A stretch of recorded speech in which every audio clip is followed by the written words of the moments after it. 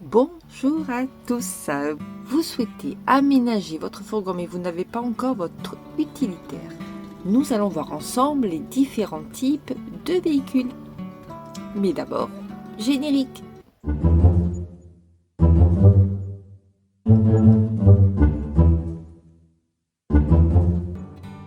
Si ce n'est pas encore fait, n'oubliez pas de mettre le petit pouce, de vous abonner, d'actionner la petite cloche, ça nous fera très plaisir. Et puis vous pouvez toujours aller voir notre petite bande-annonce sur notre chaîne YouTube Les Tortues Nomades. Commençons d'abord par les critères. Vos critères seront principalement la hauteur, la longueur et la motorisation, mais aussi la marque et l'esthétique. Vous avez différents types de porteurs. Alors vous avez des porteurs ultra compacts, mais aussi les compacts et les grands fourgons. Mais commençons par les ultra compacts.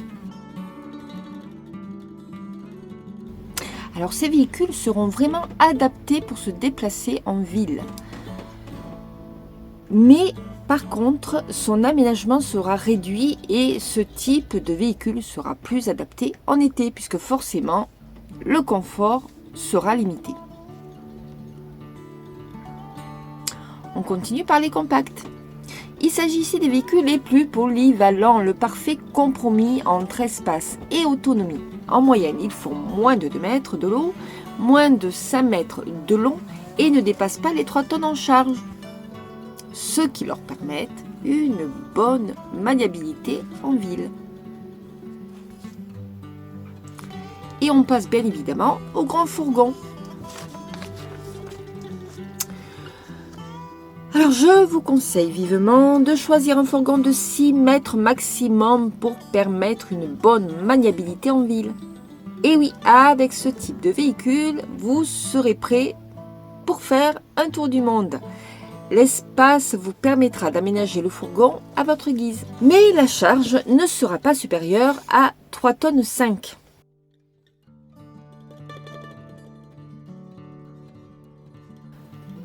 Un petit conseil.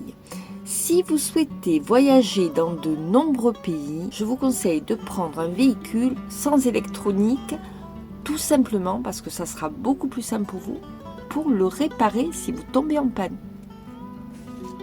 Il est préférable également de se renseigner sur la marque dans le pays en question si vous ne voulez pas vous retrouver coincé ou en panne juste parce que le garage n'aura pas la pièce nécessaire pour vous dépanner.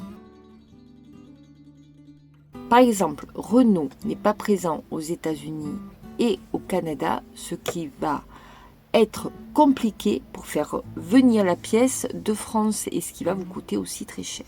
Ensuite, pour savoir s'il vous faut un véhicule neuf ou d'occasion, je vous conseille d'aller voir ma vidéo qui s'intitule « Faut-il acheter un camping-car neuf ou d'occasion ?»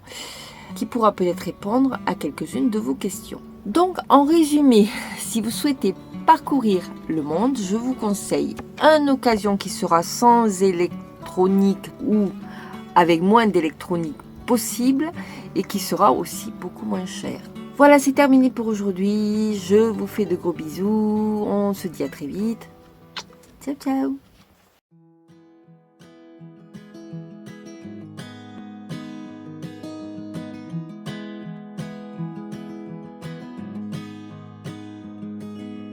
I'll be right behind you, Josephine.